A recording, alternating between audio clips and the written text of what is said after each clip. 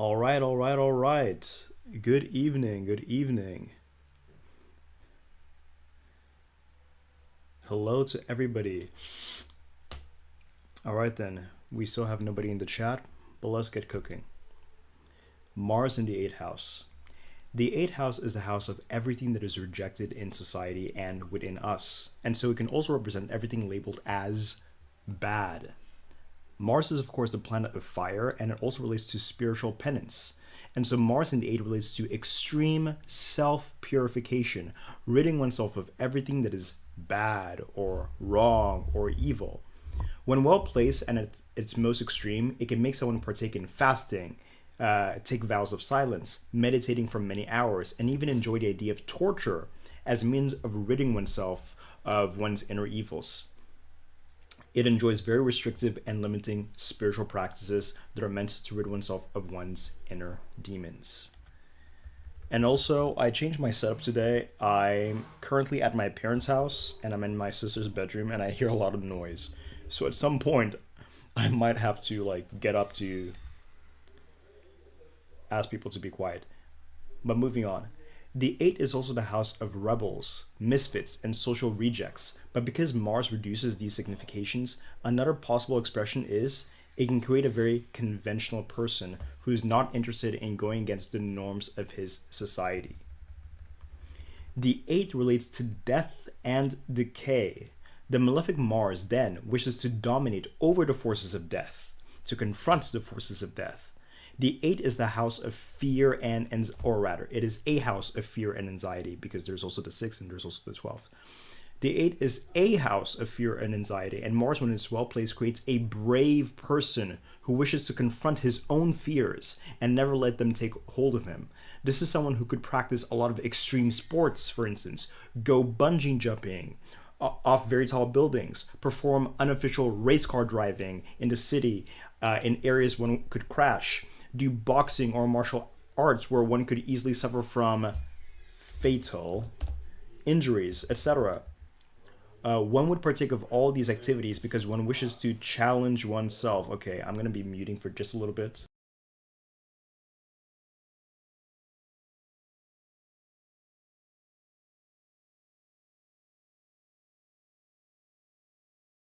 All right, I was just telling my parents hello.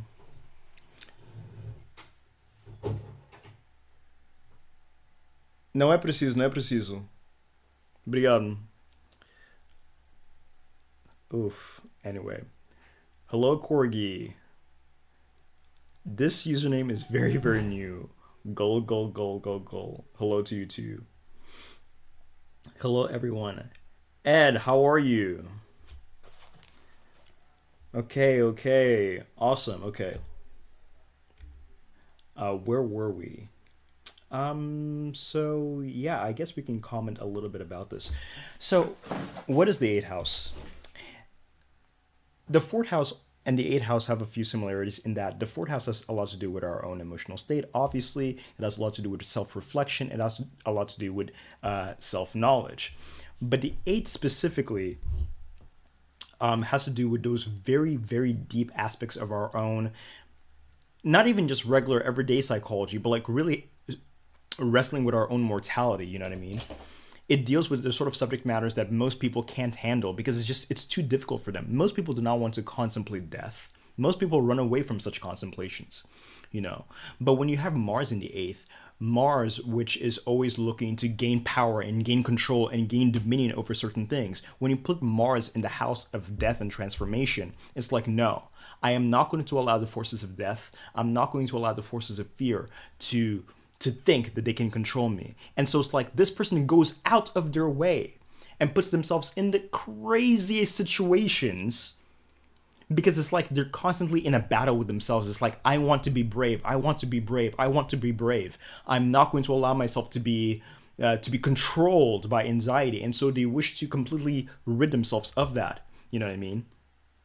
They wish to completely. They're the type of person that they hate the idea of being a coward.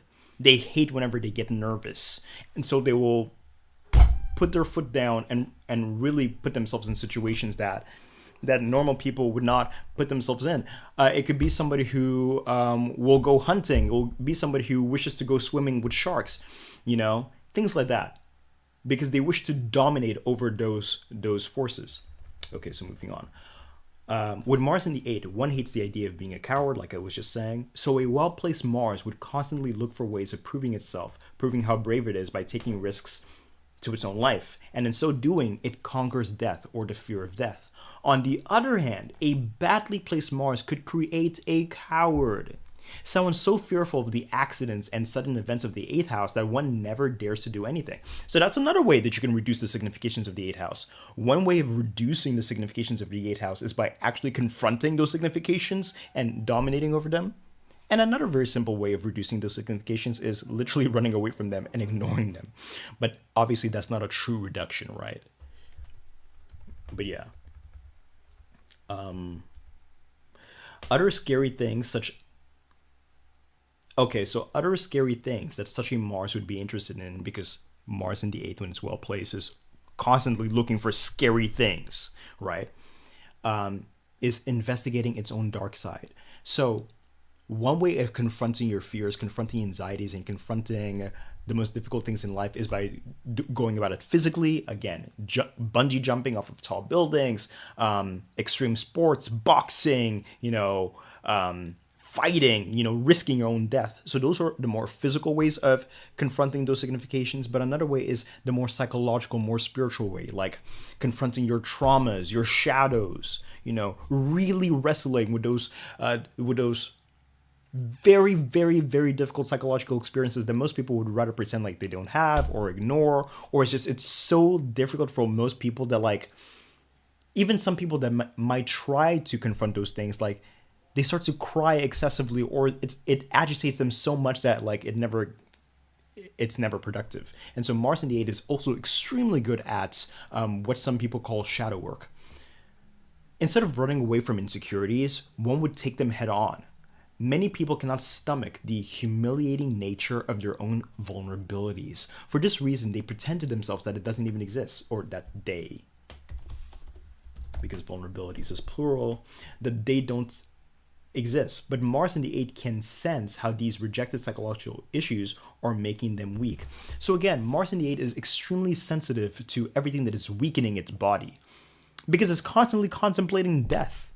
How does death come upon one? One of the ways that death comes upon one is through one's weaknesses, whether physical, psychological, or spiritual. And so when Mars is well placed in the 8th, it's constantly scanning itself for whatever vulnerabilities that it may possess to destroy those vulnerabilities, and in so doing, it conquers death, quote unquote. Right. And so many people may not realize the ways in which their insecurities, their traumas, their shadows, their inner demons are affecting their day-to-day, but Mars in the 8th is very aware of the ways in which that is having an effect on them. And so it, yes, seeks to confront that. The Mars in the 8th native may carry a dark and scary aura, not because they are bad people, but because one is always transformed by the activities one engages in.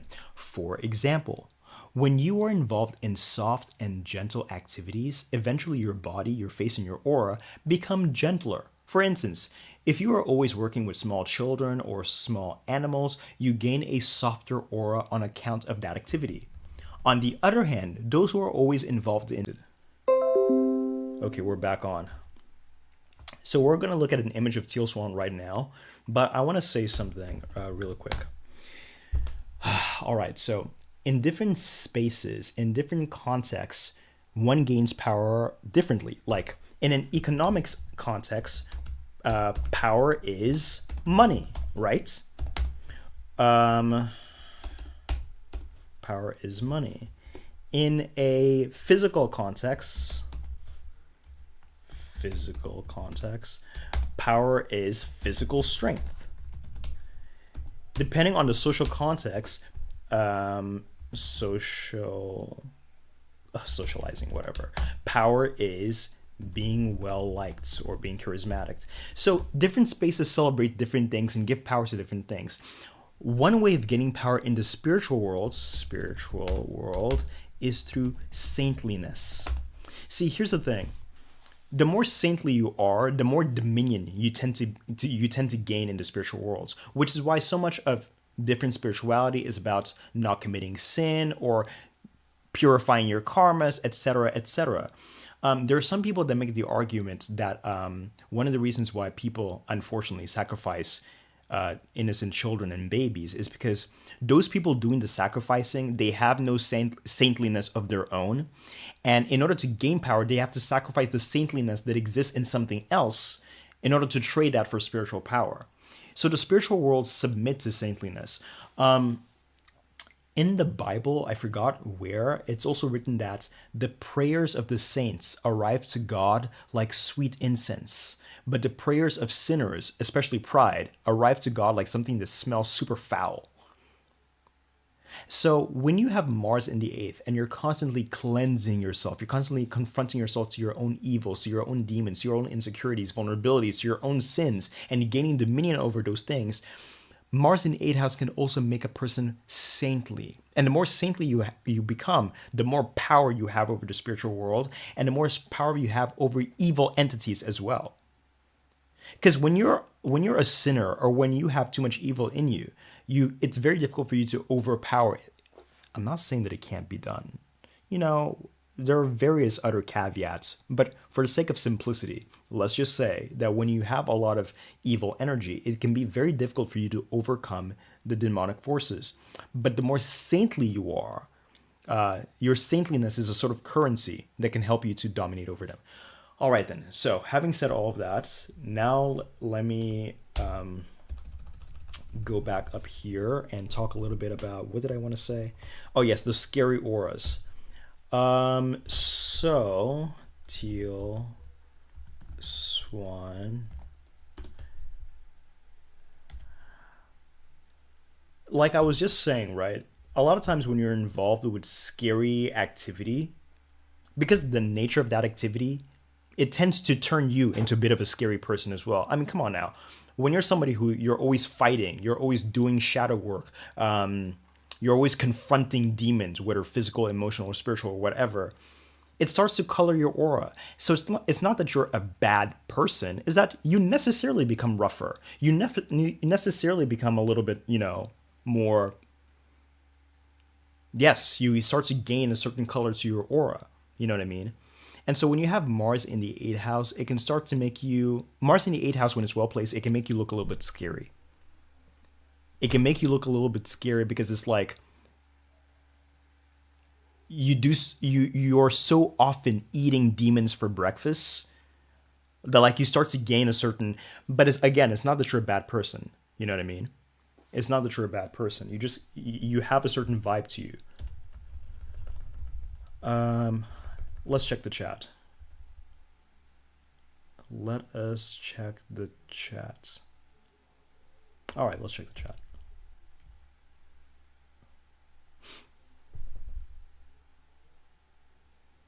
Oh, okay, that's wonderful for your 6-year-old.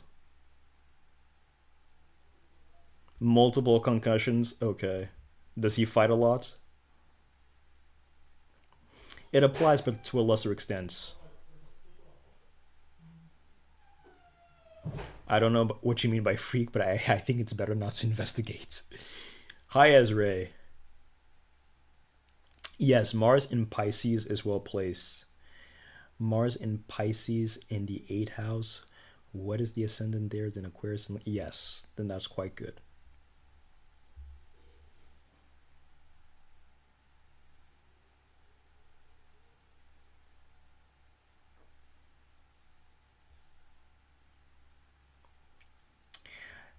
Obviously, you would have to check everything else in the charts. I don't know how to pronounce this name.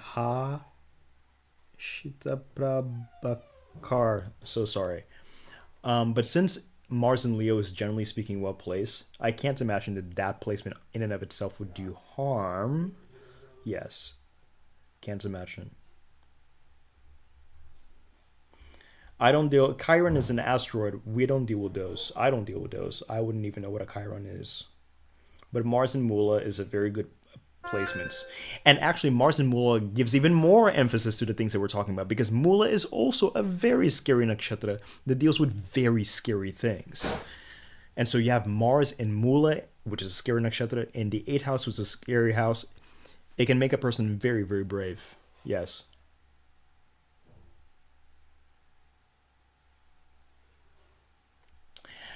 Somebody with moon in the eighth house is not necessarily good at confronting those psychological horrors. They just exist in that state. Actually, moon in the eighth house is its MKS. It's quote unquote debilitating house. Marana Karakashtana. Um, and it's said that moon in the eighth house can make a person very emotionally volatile because you're easily affected by different emotional experiences. Where somebody else could, I don't know, I don't even know what example we could use.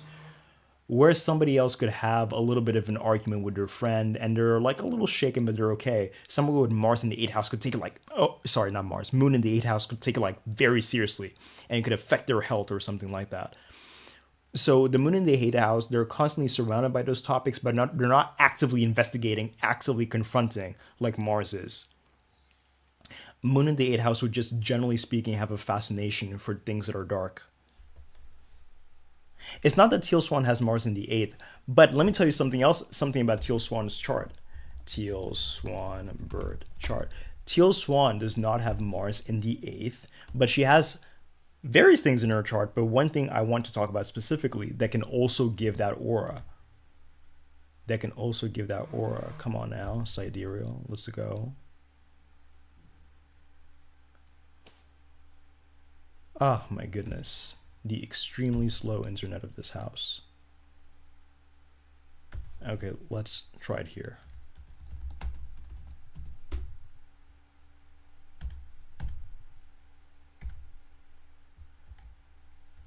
Okay, AstroSeek.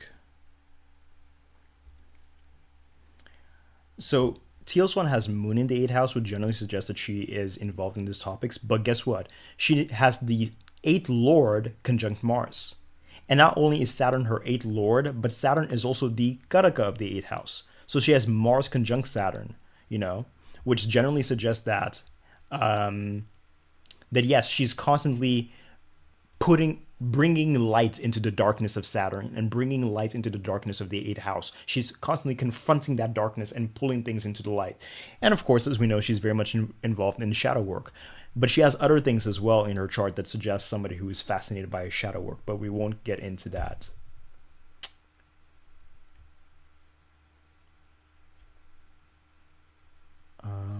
Okay.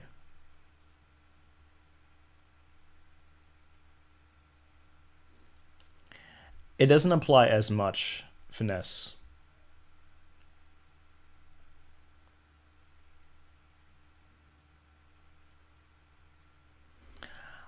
Um, I have chanted Matangi's mantra, um, but only for a very short time, years ago.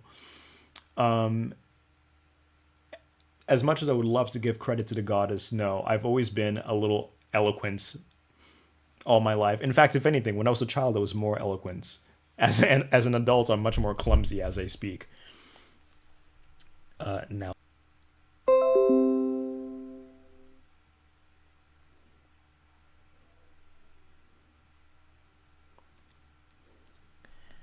it's not that these energies are off. Well, I guess it depends who you ask. I guess some people are put off by Teal Swan's energy. I'm not put off by Teal Swan's energy. I'm mystified by it.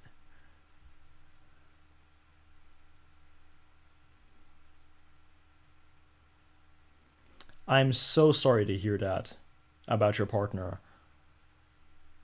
So sorry to hear that. Your partner with Mars and Rahu and Pluto in the eighth house. Very horrible. Do I believe that Mars causes misogyny in one's chart?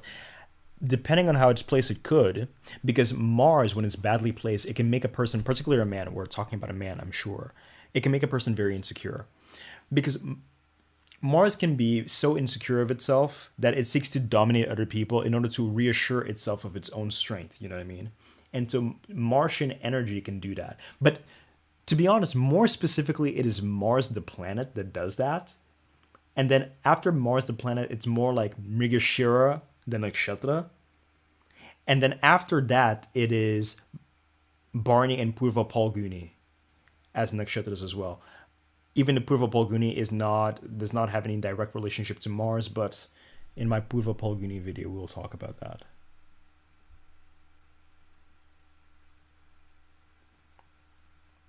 Having Saturn in the 8th, you're overall minimizing that energy, and so you're not really going to be somebody who is very interested in those sort of topics.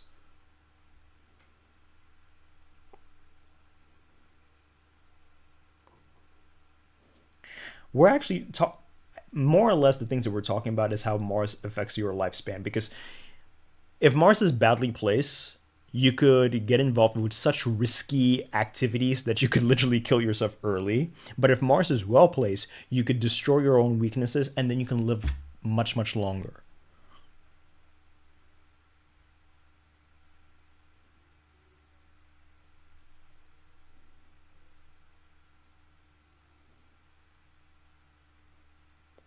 All right, then, let us go back. Let us go back. Where were we?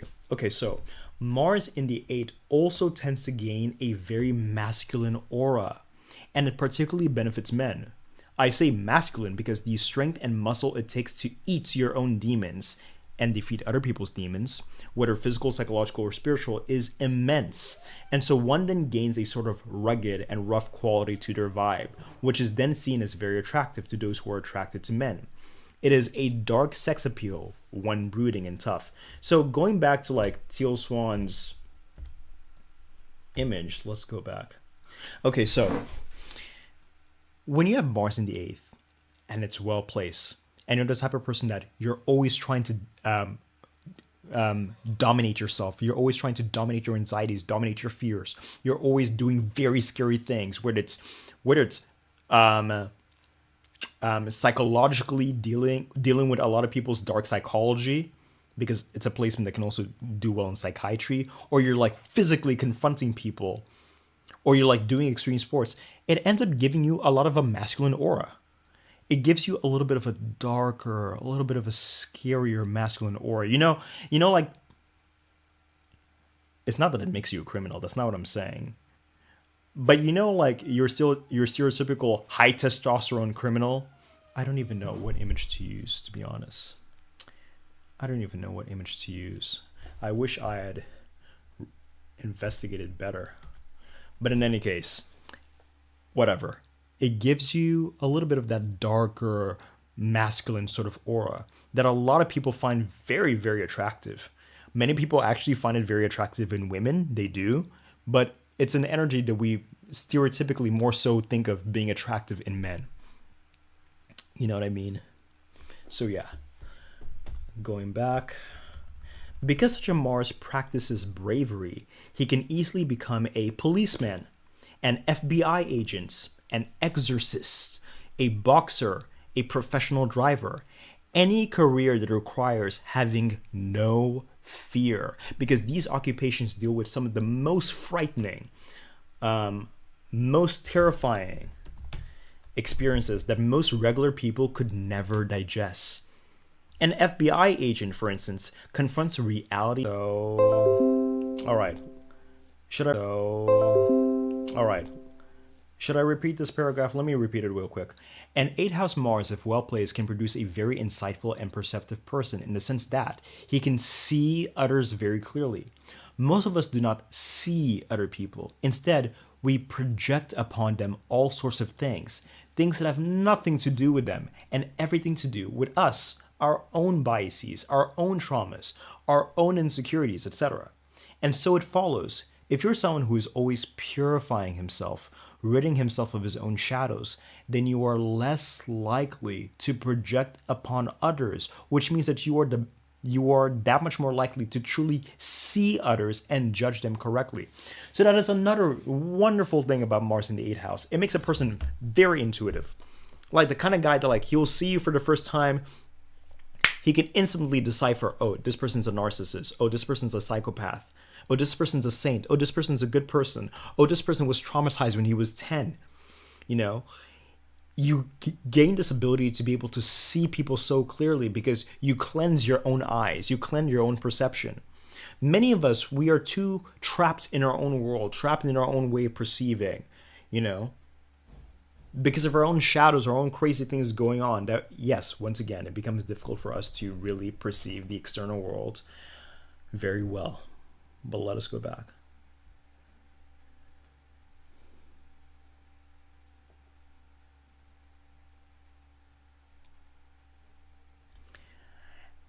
So Rahu is a placement of scarcity. It is a planet of scarcity, and it's a planet of lack of ability. And so if Rahu particularly is badly placed, and if it's conjunct Sun, it's not very well placed, it can actually suggest that you're too afraid of the eighth house to really do anything with it.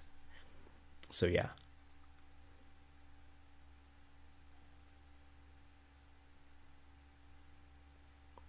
Yes, Saturn would definitely keep you away from that. If you have a well placed Saturn in the 8, you're not interested in getting into anything crazy. You're not interested in involving yourself with crazy forms of witchcraft. You're not interested in involving. Yes, it's one of the ways that you protect yourself.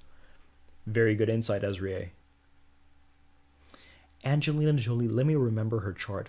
Angelina Jolie, Cancer ascendant, Pusha ascendant, Venus in the first house. Angelina Jolie, Moon conjunct Jupiter, conjunct Mars. Um, where is Angelina Jolie's Saturn? I don't remember that. Her sun is in Rohini. Um, I think that she does have a little bit of a darkness to her, doesn't she, Angelina? I don't know what is a bane. Ooh, you are deviating us from the topic, my friend, when you ask about psychic attacks. Oh, psychic self-defense by Beyond Fortune. K2 in the 8th house. Um, Not quite, because you're not active. If you have K2 in the 8th house, you're not a fearful person, most likely. You're not a person who suffers from fears. If it's relatively well placed, but you're not necessarily actively confronting your demons like Mars is doing.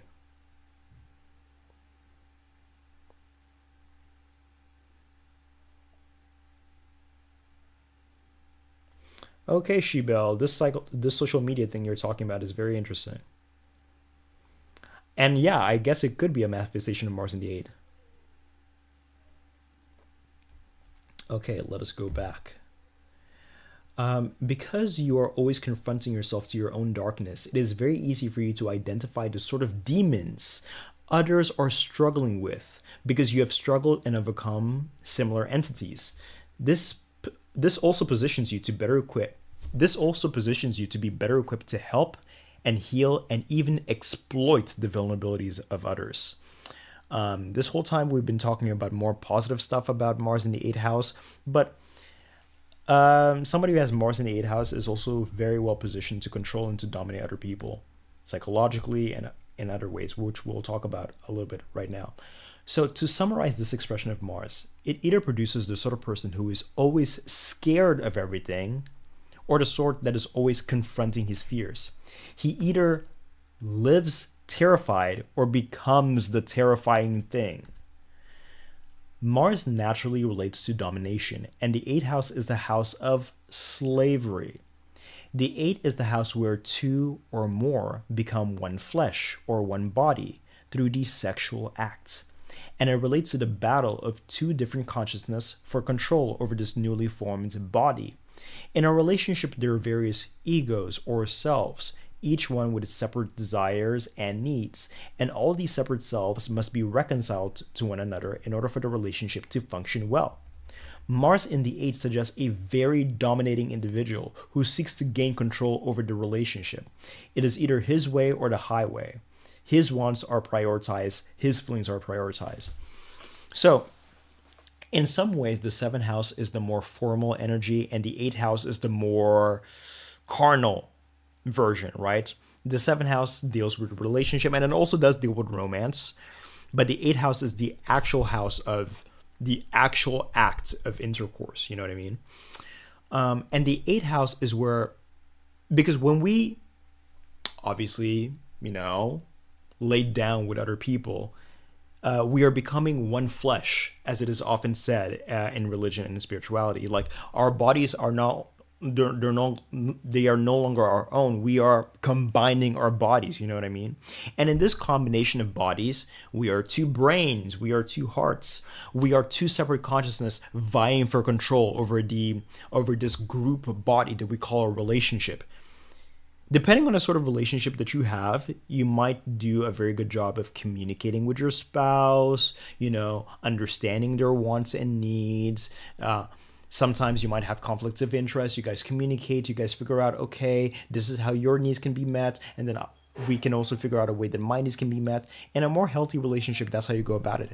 In a less healthy relationship, you find ways of disregarding the other person's desires and needs, and then you impose your own. Sometimes you do this overtly, sometimes you do this covertly. So that's in relationships, but I should have started with something else. I should have started with this. We speak of ourselves as though we are one person, but actually that's not true. Many of us are divided and fragmented within ourselves. So, for example, let's use the example of working out.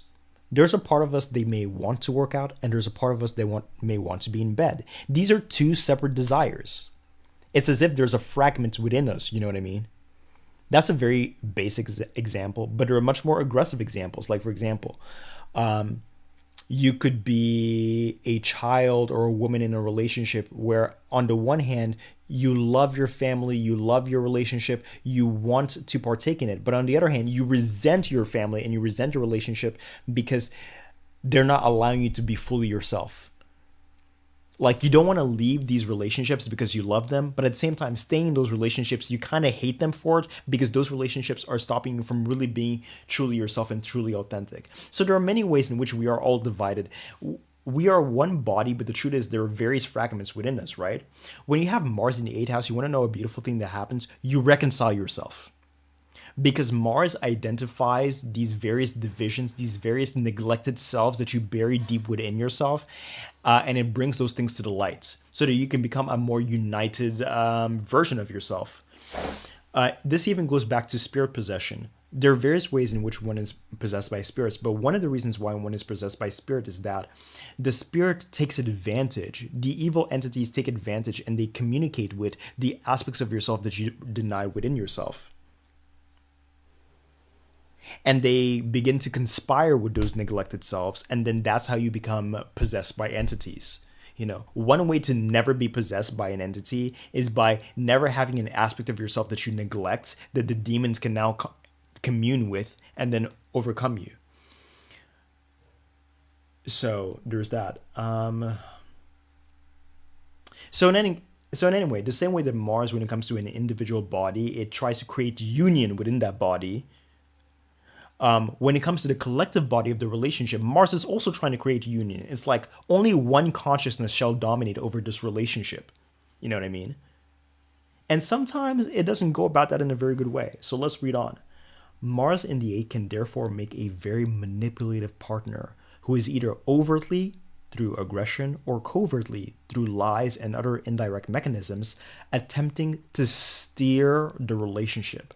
Because it is perhaps it is through blackmail, perhaps it is through violence, any means of gaining command over the collective body of egos. So there's that. Such a one may enjoy the act of sex because for them sex is a weapon. Because remember, Mars is a planet of tools and weapons. It weaponizes the signification of its placements. Such a one may enjoy the act of sex because for them sex is a weapon, an act of gaining power over the other. It is as if the individual believes that by entering into a sexual relationship, he or she can better influence and subdue others. Perhaps one wishes to become very good at the act of sex, giving others so much pleasure that through this one's partners willingly submit to one, doing what one says, and one's partners may even accept abuse or disrespect. This is because the Mars in the 8th house person has strategically satisfied something deep, something sexual, and even something psychological within the other person, that the other person is now unwilling to leave the relationship, even when they recognize they are being mistreated by the Mars in the 8th individual. So, Mars in the 8th house has a lot to do, once again, it has a lot to do with our neglective selves. Our neglected and rejected selves, right? Ooh, where's my charger? My computer's gonna turn off. Wait, 2 seconds.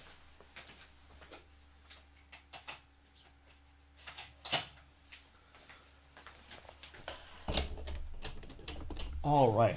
Okay. So when Mars in the eighth house has a lot to do with our neglected selves. You know, the parts of ourselves that we ignore and deny, etc. But when you have Mars in the eighth, of course, you are trying to reconcile yourself to those aspects of yourselves over yourself. But something else that Mars in the eighth develops is an intuition as to what are the parts of someone else that they are neglecting, what are the parts of somebody else that they are unsatisfied with.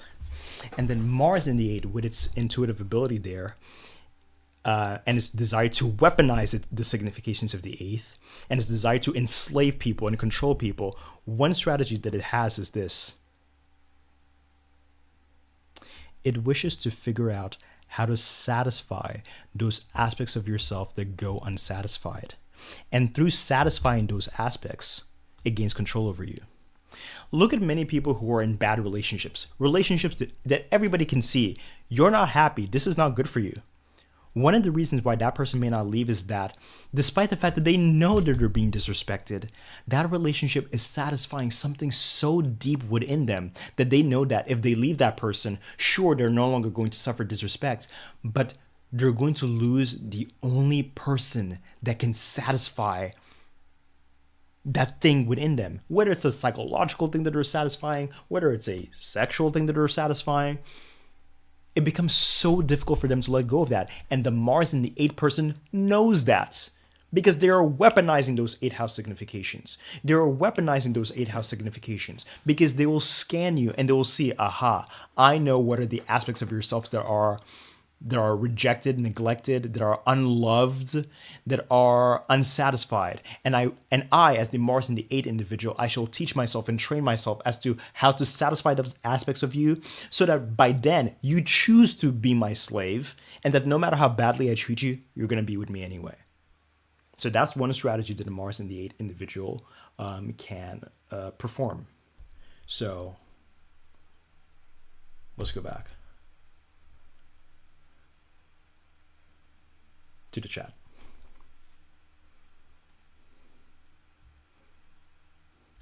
Thank you, Sophie Clays 92 for your compliment. Can I do dark mode? Dark mode where on Microsoft Word?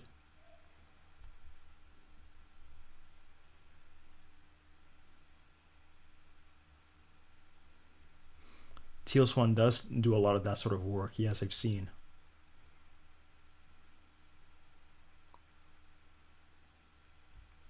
Sorry to hear that, Ed.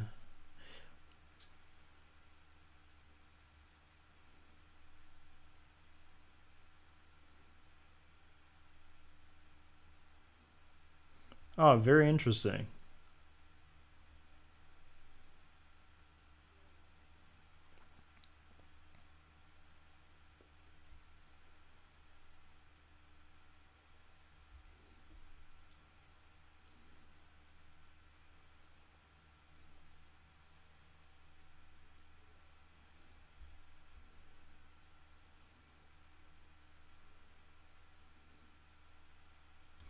Yes, Ezra, I agree with you about the whole deprogramming thing. Objectification of the significant other. It's not obvious to me. It's not obvious to me. All right, let's go back. The sixth and the eighth house are the houses of our vulnerabilities and weaknesses. This is also why they relate to enemies, because there is a direct relationship between how many vulnerabilities we have. Why is that there? And how many enemies, because people will generally attack you where you are weak. Mars in the eighth, if badly placed, suggests someone who is easy to destroy and defeat because they are cowardly or anxious. But someone with Mars in the eighth might also be obsessed with figuring out other people's Achilles heel in order to exploit them and once again enslave them. On the other hand, because Mars relates to our weapons and tools that we use for our own survival, when Mars is badly placed, it can create a sex worker, someone who uses his or her sexuality as a tool to overcome the material plane. All right, then. So that is the end of our live. 43 minutes. Okay, great. 43 minutes. All right.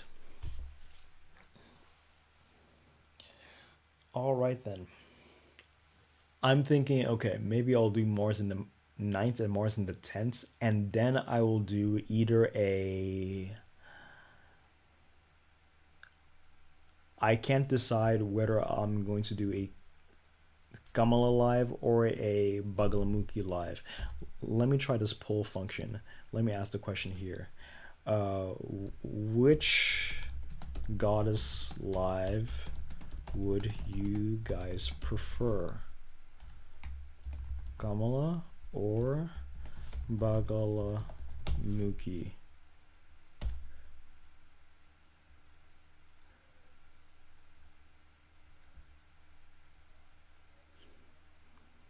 Thank you, Fines. Thank you so much, and thank you, Ezra.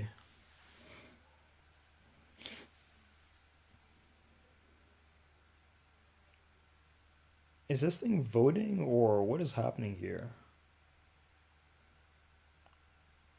I would have thought that would have shown up or something. These features are very interesting.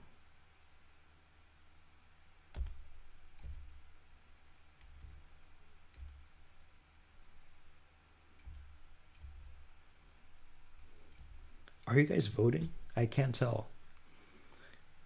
But I think this means that probably Bugalamuki is winning. Oh, okay. You guys are voting.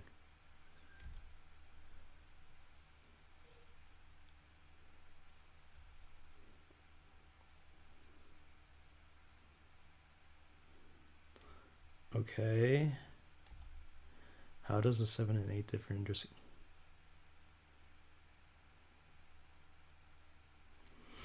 You want to know something, Shibel? Realistically speaking, both the 7th and the 8th house rule sexual intercourse. Because if you have a very strong 7th house, guess what? You're calling a lot of partners towards you. Now, what are you calling all those partners for? You know what I mean? A lot of times you're calling all those partners for, And when you have very strong 8th house energy, you're also calling a lot of But the difference is the 7th house has more to do with partnership. And so you're specifically calling girlfriends or boyfriends towards you. Whereas if you have a lot of 8th house energy, you're much more specifically calling people for relationships are very, very short duration. That you're not even going to bother to call each other girlfriend and boyfriend. If you catch what I mean. Moon Cloud, hi. A familiar handle.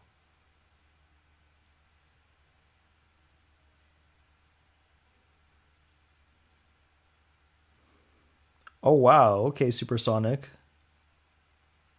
And thank you. Mars in Virgo is either neutral or badly placed, unfortunately. And if you have Virgo in the 8th house, that means that you have an Aquarius first house, and so Mars is a functional malefic. And so, depending on the placement of Mercury, it can make a person, depending on which nakshatra as well, it can actually make a person very fearful of the significations of the 8th house. And you're probably somebody who feels oppressed by your own cowardice. You hate the fact that that you experience a lot of anxiety very, very easily. You hate the fact that you're easily rattled, but it's not always very obvious to you how to handle that energy, what to do about that. Moon in 7 can call a lot of partners towards you because Moon is also benefic. Not as extremely benefic as Venus and Jupiter, but Moon is also benefic. Yes, Moon in 7 can call for a more bonding relationship. Oh, I think Boglamuki pretty much won. 13 votes, but Boglamuki won. All right, in that case, I'll focus more on that because I was developing both. But I'll focus more on that. So you guys are much more interested in Martian and Saturnian energy, I guess, because that's what Boglamuki is. Boglamuki is the manipulation of Saturnian energy to perfect Mars. Whereas Kamala is the manipulation of lunar energy to perfect Venus.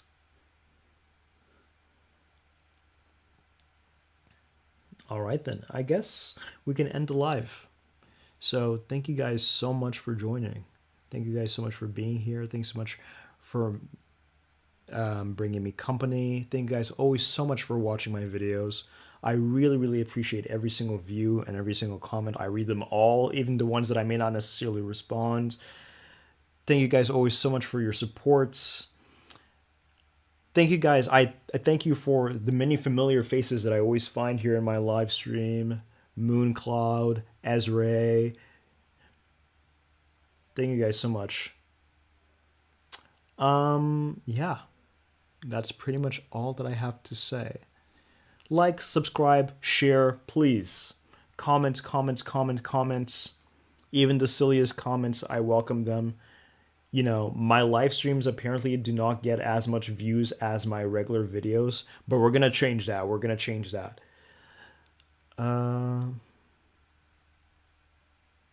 What happened to the Eris live? Let me tell you what happens. I got lazy. That's what happens. But it's coming.